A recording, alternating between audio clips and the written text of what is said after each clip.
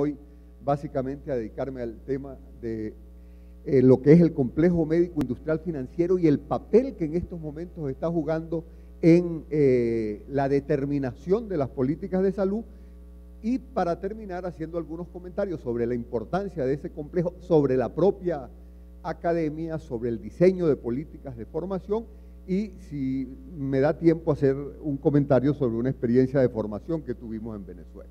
El comentario sobre determinantes sociales es muy breve porque después de las intervenciones que hemos tenido en estos 2 días, solo quisiera hacer una alerta y un llamado de atención. Yo vengo desde la perspectiva, lo decía Fabián, de la medicina social y la salud colectiva latinoamericanas. Yo en estos momentos estoy en la coordinación, en el equipo de coordinación de la Asociación Latinoamericana de Medicina Social, y para nosotros, para la medicina social y para la salud colectiva latinoamericana, uno de sus elementos fundantes es la determinación social de la salud. Yo diría que hay 2 grandes elementos fundantes de esa concepción. Por un lado, el hecho de concebir a la salud como hecho social y por ende socialmente determinado, y por otro lado el concebir a la salud como un derecho social fundamental de la población que debe ser garantizado por el Estado.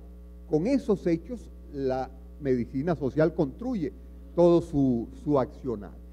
Sin embargo, ese es el elemento central, a pesar de los esfuerzos y de toda la historia, como lo vamos a ver, ha prevalecido en la academia y en la práctica de la salud pública un pensamiento profundamente biologicista, profundamente centrado en la enfermedad.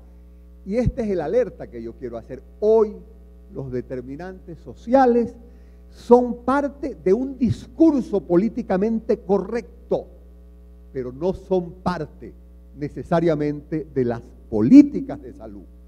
Y cuando aparecen los determinantes sociales, aparecen como palabras y no necesariamente como conceptos potentes para explicar la salud y la enfermedad. Aparecen en una visión reducida en donde estamos hablando de determinantes sociales, pero pudiéramos cambiar la palabra determinantes sociales por factores de riesgo, porque lo que tenemos conceptualmente es ese proceso. Y es que a lo largo de la historia ha habido esa confrontación. Acá Fabián el primer día hablaba de Virchow, que está a mi mano izquierda, de cómo en el 48, 1848 ya estaba planteando a la salud y a la enfermedad fundamentalmente como hechos sociales que requerían no de intervenciones sanitarias, sino de intervenciones sociales, y por eso reconocemos de alguna forma a Virchow como el padre de la medicina social. Pero Virchow está aquí acompañado de Koch, 20 años más joven que él, y a mí me gusta siempre recordar la intensa polémica que en los años 80, 1880, en la Academia de Ciencias de Berlín se daba en relación a la causalidad de la enfermedad, en donde de alguna forma había 2 grandes polos, el de Koch, que planteaba la causalidad fundamentalmente biológica, la causalidad producida por microorganismos, y Virchow, que tenía una posición muchísimo más amplia. Virchow no creía en la causalidad directamente producida por las bacterias. Hubo esa discusión intensa en relación a 2 conceptos de causalidad de la enfermedad. ¿Qué sucedió?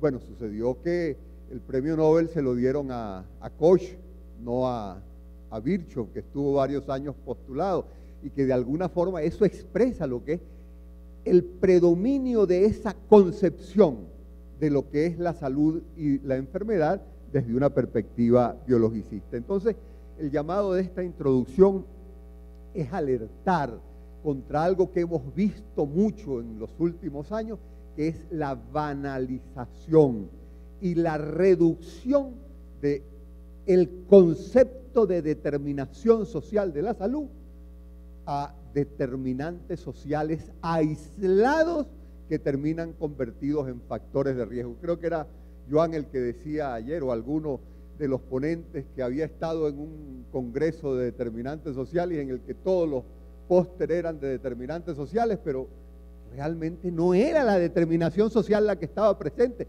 Y eso también lo hemos visto donde la determinación social termina reducida a determinantes aislados y a factores de riesgo. Entonces, este es básicamente una alerta en cuanto a algo que luego vamos a ver con más detalle, que es lo que hemos llamado la disputa por el discurso, la disputa por las palabras. Joan también hablaba ayer de algo que es muy importante, que es que nos quitaron palabras, pero las despojaron de su contenido político.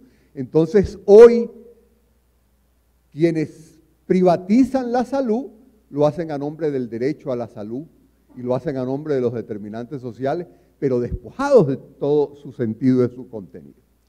Bueno, entonces yo voy a lo que ha sido fundamentalmente mi experiencia en los últimos años, que me ha marcado, que me ha llevado a investigar, a evaluar, a indagar sobre entonces el complejo médico industrial financiero como determinante fundamental de las políticas de salud. Recordemos que el concepto de complejo médico industrial es un concepto que viene de la primera vez que se habló de complejo militar industrial fue un expresidente de los Estados Unidos, Eisenhower, que hablaba en los 60 del gran poder que estaban teniendo las corporaciones que tenían que ver con lo militar, y habló del complejo militar industrial como determinante de las políticas, y un poco por sinonimia se fue construyendo luego paralelamente el concepto de complejo médico industrial. Complejo médico industrial con el cual hemos convivido a lo largo de la historia de la medicina, pero que en los últimos años se ha transformado en complejo médico industrial financiero, dado el proceso de financiarización de la sociedad, de predominio del capital financiero en la sociedad. Pero el problema central, partimos de allí, es que en las últimas décadas ha habido una transformación sustancial de la vida, del trabajo, de la salud, a partir de lo que algunos llaman la tercera revolución industrial, a partir de lo que pudiéramos llamar el nuevo paradigma tecnológico, y a partir de cómo en los últimos años se ha asentado eso que pudiéramos llamar la hegemonía planetaria del capital y del mercado, a partir de la victoria cultural que el mercado y el capital han tenido en todos los espacios de la vida. Y eso ha generado una transformación radical de las formas de abordar los problemas de salud y de enfermedad, con un impacto fundamental que a veces no percibimos sobre la forma como investigamos, sobre la forma como se enseñan las distintas disciplinas de la salud y de la medicina. Ese nuevo paradigma tecnológico, no voy a enfatizar en eso, pero sí quiero resaltar que en los últimos años ha habido un proceso muy radical de automatización de la vida. La informática se coló en todos los espacios de la vida, la robotización de la actividad productiva, el desarrollo de nuevos materiales, la nanotecnología, todo el complejo mundo alrededor del desciframiento del genoma humano y los grandes avances en biotecnología, ingeniería genética, todos esos cuatro componentes, que son los cuatro componentes fundamentales de ese nuevo paradigma no productivo, revolucionó el trabajo, revolucionó la vida, cambió totalmente las relaciones de producción. Paradójicamente, ese nuevo paradigma que pudiera generar bienestar para todos y para todas, no lo hace porque está al servicio del lucro y de la ganancia. Dos ejemplos que yo siempre utilizo. Hoy en el mundo se producen mucho más alimentos de los que necesita toda la humanidad para nutrirse, pero el 80% se quedan en el norte y solo el 20% van al sur, y hay epidemias de hiperconsumo y de obesidad con hambre y malnutrición. El problema no es la producción de alimentos, el problema es la forma como están distribuidas. Este nuevo paradigma tecnoproductivo permitiría el bienestar de toda la humanidad si no estuviese al servicio del lucro y de la ganancia. Por cierto, un comentario adicional. Para el desarrollo de este paradigma tecnoproductivo son necesarios un conjunto de nuevos materiales. El niobio, el litio, el coltán. El 90% de las reservas fundamentales de esas sustancias están en América Latina. Es un hecho que no tiene que ver directamente con esto, pero no hay que perderlo de vista por cuanto el mantenimiento de este modelo requiere la garantía de acceso a esos recursos naturales que están en nuestro continente. Y lo digo después de haber leído un informe de la Secretaría de Ciencia y Técnica de los Estados Unidos, donde alerta a su gobierno en el sentido de decir, necesitamos garantizar el acceso a los recursos naturales que permiten nuestro desarrollo y por lo tanto necesitamos desarrollar políticas que garanticen ese acceso. Con eso, cada uno de ustedes piense, ¿qué ha pasado entonces con ese paradigma tecnoproductivo que produjo una transformación radical de la medicina y de la salud pública?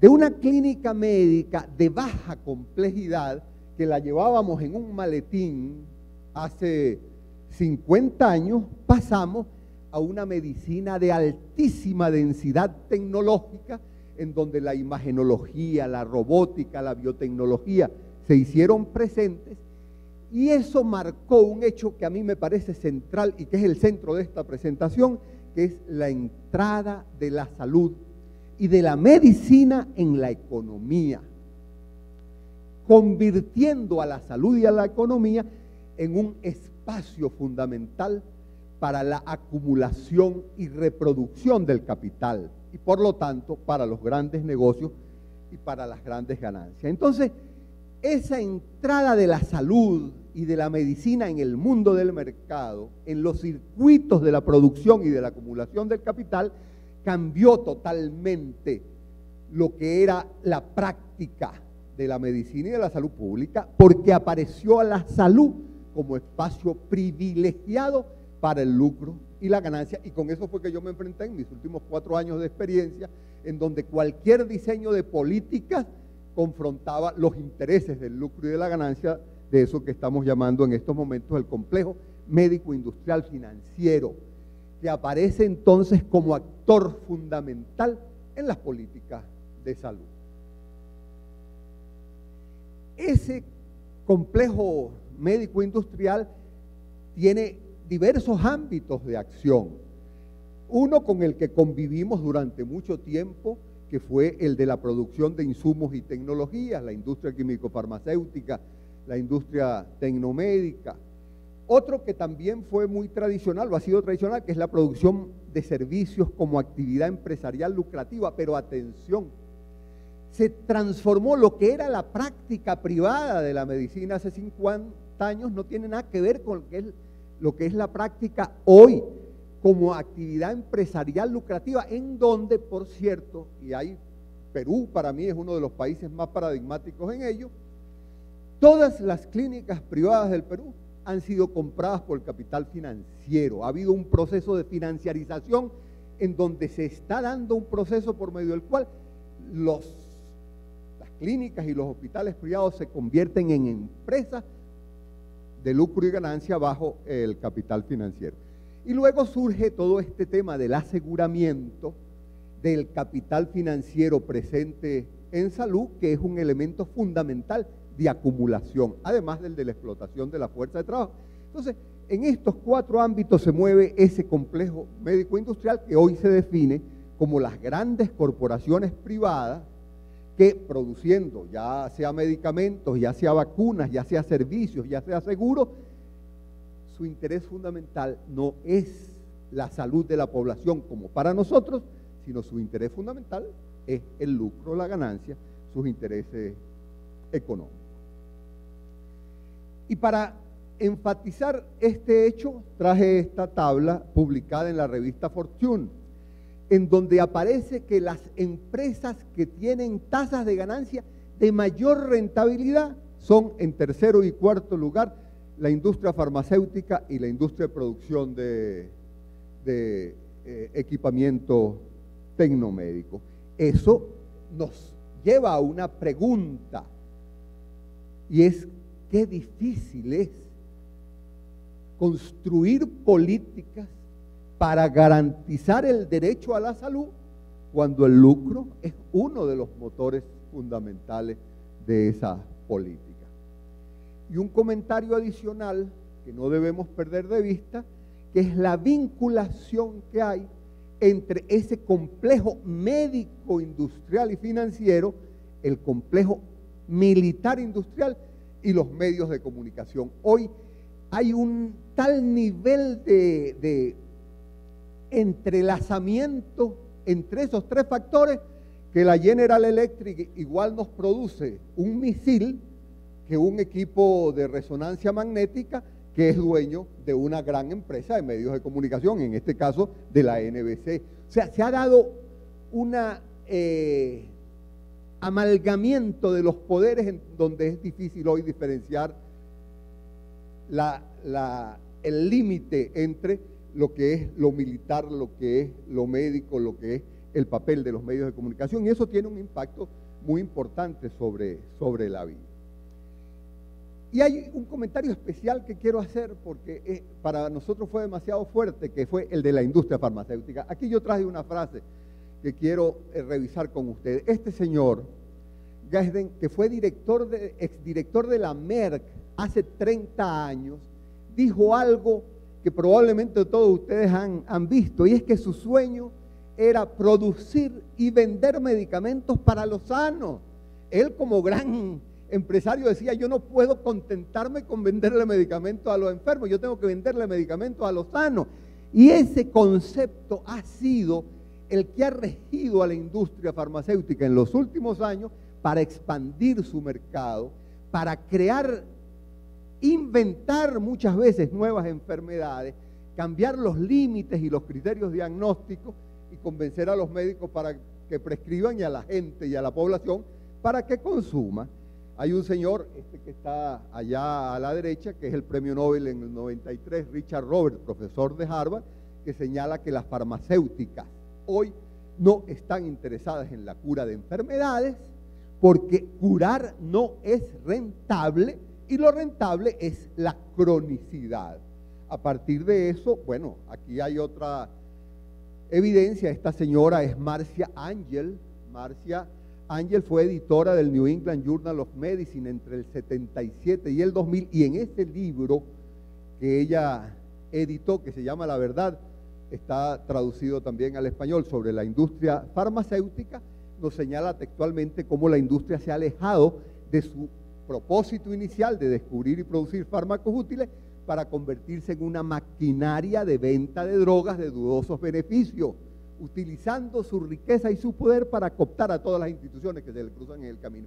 Y ella relata en ese texto todas las presiones a las que estaba sometida como editora del New England Journal of Medicine para publicar artículos que beneficiaban a la industria farmacéutica. Vale realmente la pena, probablemente ustedes lo han hecho, leer ese libro, pero eso lo que nos marca claramente es la mercantilización de la salud.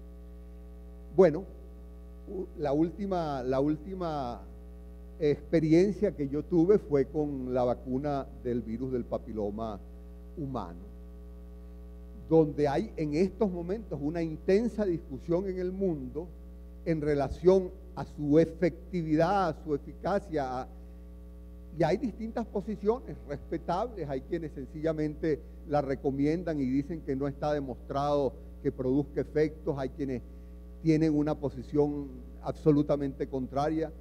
Yo particularmente estuve en mi último mes de trabajo en una comisión que estaba definiendo si se introducía dentro del esquema de vacunaciones de mi país, y la presión de la industria farmacéutica era inmensa, en donde ofrecía, bueno, entonces, en un mundo globalizado, ¿quién decide en salud? yo digo que hay como tres niveles.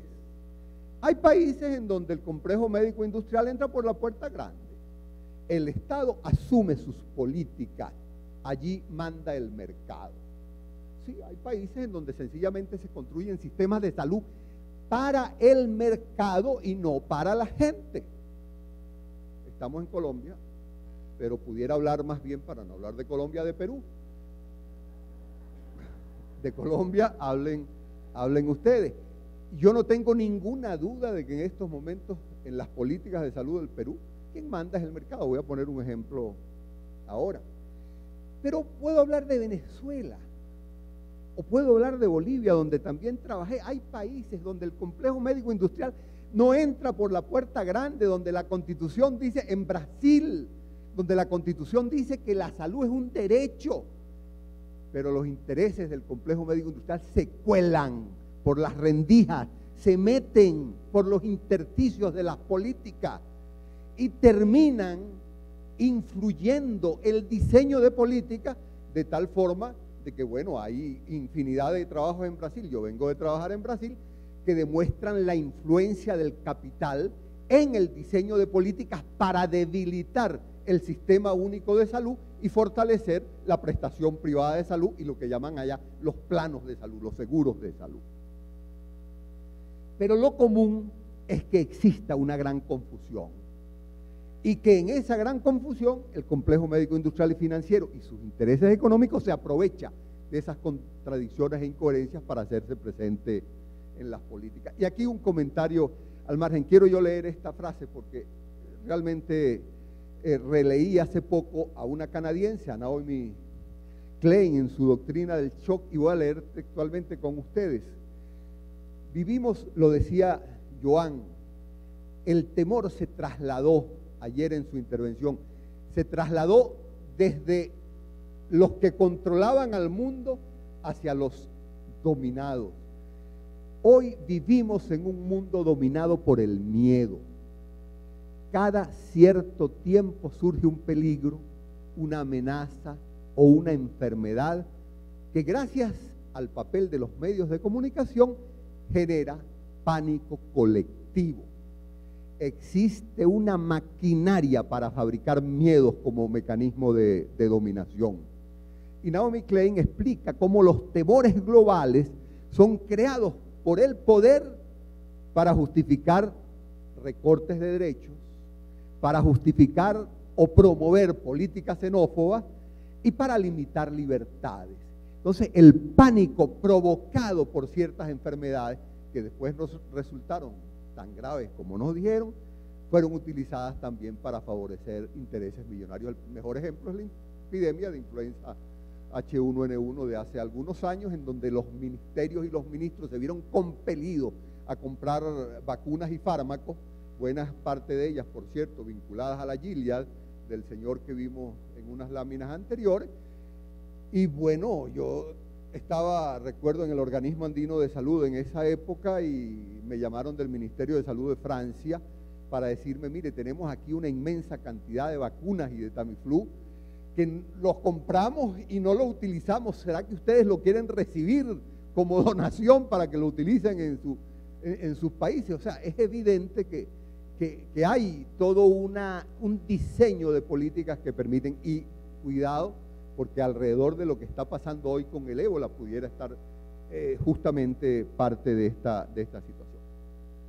¿Qué pasa en la academia? Es que esto tiene que ver con la academia, tiene que ver con los que enseñamos nosotros.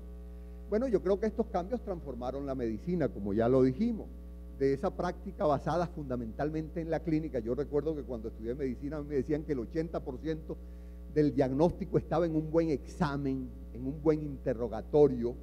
Pasamos a una medicina, a una práctica profundamente fragmentada y basada en la tecnología, en donde al médico se le expropian conocimientos, la enseñanza se convierte en una enseñanza basada y centrada fundamentalmente en competencia, alerta entonces contra las tendencias educativas basadas fundamentalmente en competencia, para convertir al médico en un prescriptor y en un referidor. Y eso le conviene al modelo tecnocrático.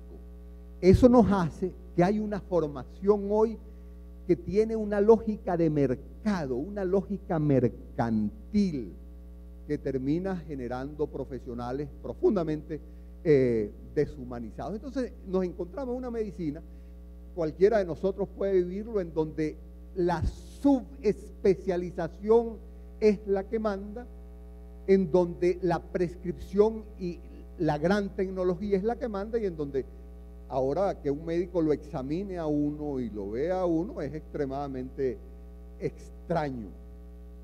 Pero también se transformó la salud pública y su enseñanza, no solo la medicina. El mercado invadió todos los espacios de la vida, también los de las escuelas de salud pública. De una salud pública dirigida al bienestar colectivo, pasamos a una salud pública funcional al mercado y al capital. Y entonces surgieron las bases teóricas para la privatización desde institutos de salud y desde escuelas de salud. Se creó, como lo decía Cristina el primer día, toda la teoría esa de la separación de funciones, que al Estado le corresponde la rectoría y los demás pueden transferirse al sector privado, el aseguramiento como paradigma de la construcción de sistemas universales, pero no universales, mínimo. Las asociaciones público-privados como instrumento fundamental de lo que hoy es el objetivo fundamental del complejo médico-industrial, que es captar los recursos del sector público para favorecer al sector privado. Entonces, debemos tener conciencia de que hemos estado bajo esta influencia.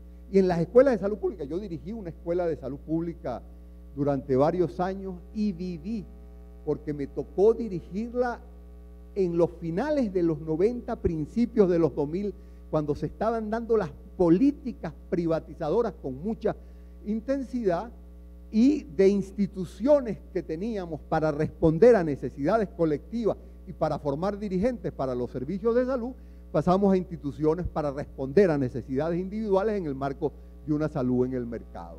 Yo cuando estudié salud pública, a mí me becaron y me mandaron a hacer salud pública. Hoy los que van a hacer salud pública tienen que resolverlo individualmente y pagar lo que eso les costó, una transformación fundamental. Pero además, y eso lo conversaba mucho con los compañeros de Fiocruz en Brasil, el productivismo, las normas de un paradigma positivista en la ciencia ha convertido las escuelas en sitios para producir, donde el imperio de las métricas, de la evidencia, se convirtieron en los elementos centrales y surgieron cosas como el autocitacionismo, el autoplagio, o sea, porque tenemos que producir independientemente de las necesidades de ese conocimiento, sino en función de las necesidades de un mercado, en este caso, instalado en las escuelas de salud pública. Entonces, esto tocó todas las áreas, muchas escuelas públicas de enfermería desaparecieron y se transfirió buena parte de esa formación al sector privado.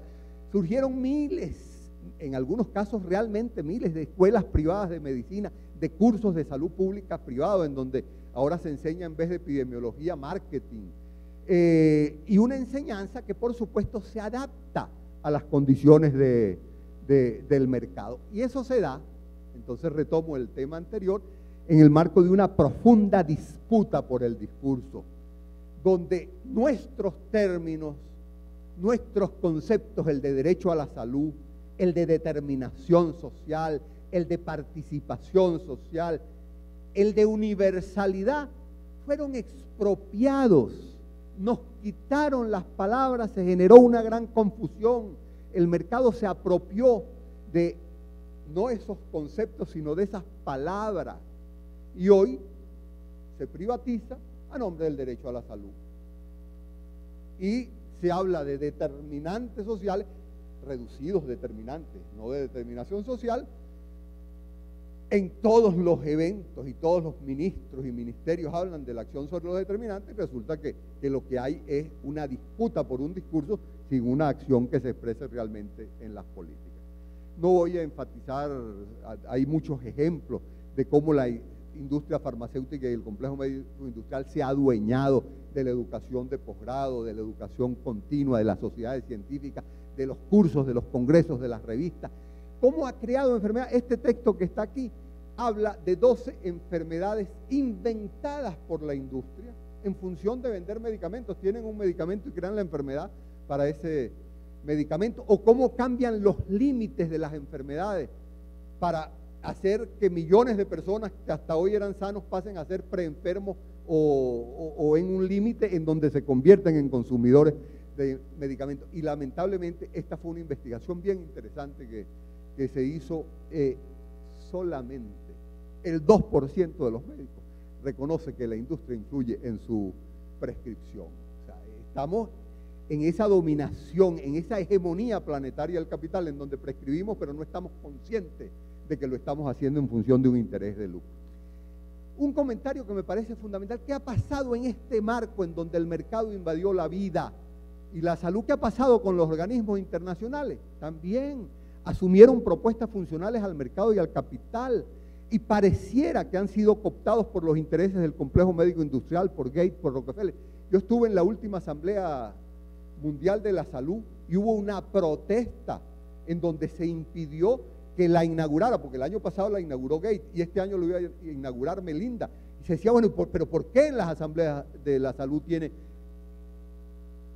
Esas son preguntas que necesariamente tenemos que hacernos. Buena parte de los funcionarios de la OMS hoy en medicamentos son financiados por la industria. Entonces, ¿cómo puedo yo al mismo tiempo pagar y darme el vuelto? Y este es un ejemplo de ello. Este fue un ranking publicado en inicios de los 2000 por la OMS clasificaba los sistemas de salud del mundo, y aquí está: los mejores sistemas de salud son los que están en verdecito. Bueno, según esto, los mejores sistemas de salud del continente son Colombia y Chile, que son los sistemas de mercado, y de los peorcitos está Brasil, que era el único que tenía un sistema nacional de salud. Eso provocó una protesta muy fuerte del Ministerio de Salud de Brasil, pero esto lo que nos demuestra es que en gran medida los organismos internacionales lo que han asumido es una posición que legitima los intereses del mercado y del capital. Y hoy sucede lo mismo con la moda de hoy.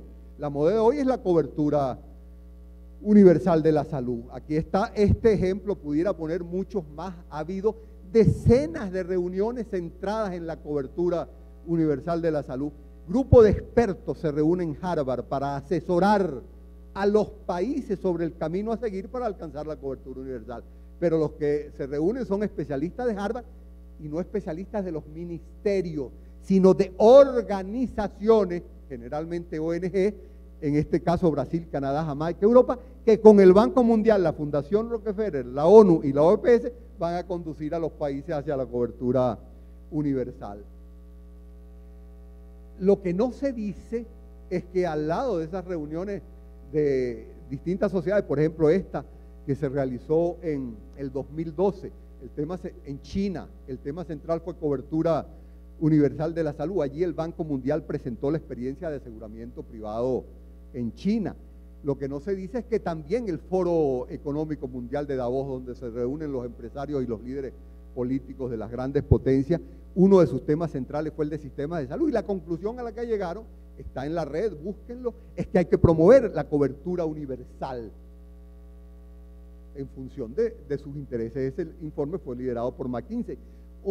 Está en la red, búsquenlo, donde en diciembre del 2012 se reunió en Velayo, el centro de la Rockefeller, un grupo de expertos de empresas del complejo médico industrial para discutir el futuro del mercado de la salud, resaltando la importancia del aseguramiento y de la cobertura universal para el mercado. Entonces, no tengo ninguna duda hoy en afirmar que hay un fantasma que recorre el mundo, y es el de las políticas neoliberales, el de los sistemas de mercado, el del aseguramiento, y el de un conjunto de propuestas que se camuflan y que se esconden y que se presentan como universales, como la cobertura universal, pero que definitivamente son funcionales al mercado y al capital.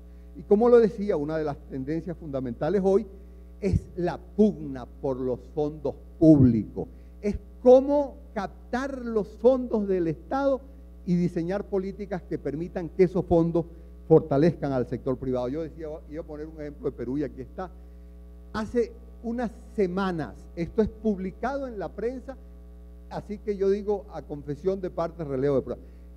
Ellos mismos lo llamaban Comsalud, empresa contratada por el Estado peruano, organizó un roadshow como mecanismo para alcanzar la cobertura. Y lo que dice la noticia es que alrededor de 100 hospitales están siendo ofrecidos en subasta pública para asociaciones público-privadas en función de que el Estado le entrega sus hospitales para que sean conducidos por el sector privado, financia, captan esos fondos y se convierten las asociaciones público-privadas en un instrumento fundamental de la privatización de la salud. Termino.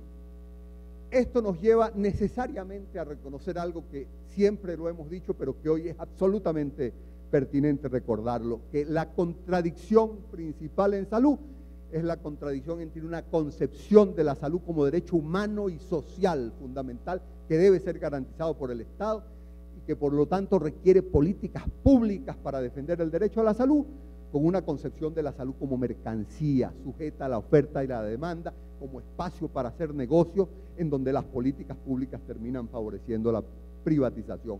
Pero esa contradicción está oculta en el medio de esa gran disputa por el discurso del cual estuvimos hablando.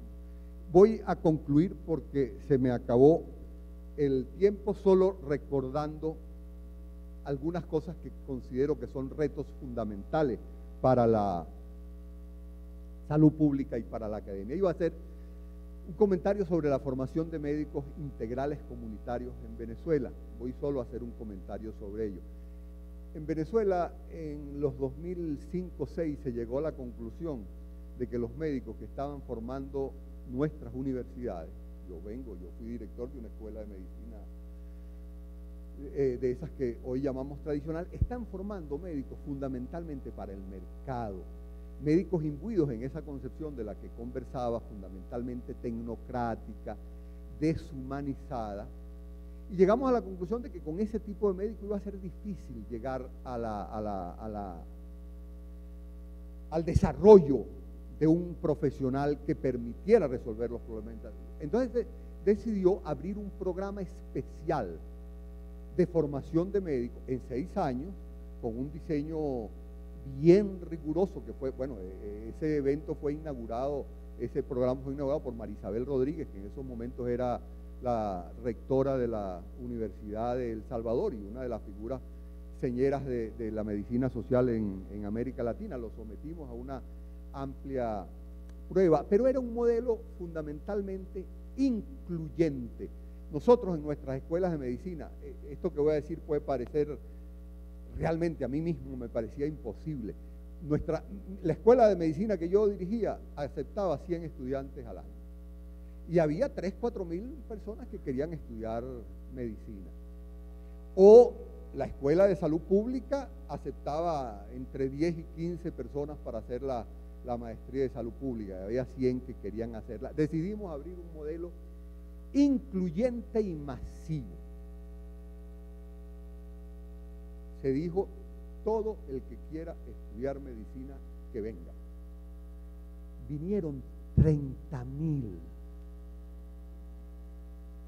Y se abrió un curso con 30.000 personas, de los cuales hoy, de eso hace 7 años, se graduaron ya los primeros 17.000. Se quedaron la mitad en el camino. No, era evidente que no era posible que esos 30.000 se. Pero hoy tenemos 17.000 médicos integrales comunitarios después de 6 años de estudio de medicina. Por cierto, la enseñanza es integrada, ahí no se enseña anatomía o fisiología, se enseñan las ciencias morfofisiológicas juntas, o no se enseña la pediatría, se enseña la atención integral al niño o la atención integral a la mujer. Es un poco tratar de romper con el modelo fragmentado y poco integral de la medicina flexneriana tradicional y generar un nuevo modelo. Eso pudiera conversarlo con más calma en algún otro momento, pero se diseñó un nuevo modelo de formación de médicos que es con el cual nosotros hoy aspiramos satisfacer las necesidades fundamentales del Sistema Público Nacional de Salud. En salud pública pasó algo parecido, de las maestrías y de las especialidades de 15 y 20. Hoy, lo último que yo hice hasta hace un mes fue dirigir algo que llamábamos la residencia en salud pública, que tiene 900 estudiantes. Por supuesto, no hay paredes, están en los servicios, están insertados a los servicios de epidemiología, los que van a hacer epidemiología, y hay mecanismos de retroalimentación, de estudio, pero es un definitivamente nuevo modelo de enseñanza. Conclusiones. ¿Qué podemos hacer entonces? Yo pienso que lo primero, con mucha fuerza, como yo lo he hecho acá, y me disculpan si he sido realmente un poco radical en el planteamiento, pero yo asumo ese mi papel. Hay que denunciar y hay que confrontar las propuestas que vienen del mundo del capital y del mercado, sin ambajes y sin eufemismos.